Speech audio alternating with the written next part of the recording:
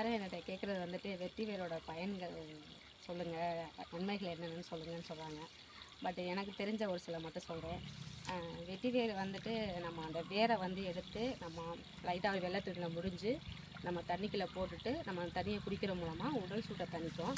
தென் இந்த வேரை வந்துட்டு நம்ம பயன்படுத்துகிற ஹேர் ஆயில் எண்ணெய் இருக்குல்ல, அந்த எண்ணெயில் போட்டுட்டு நம்ம யூஸ் பண்ணுற மூலமாக தலையில் பேனு பொடுகு இருக்காது அப்படின்னு. இதோட வேரை வந்து நம்ம தோல் சம்மந்தப்பட்ட பிரச்சனை உள்ளவங்க தேய்ச்சி குளிக்கலாம் அப்படின்னு சொல்கிறாங்க.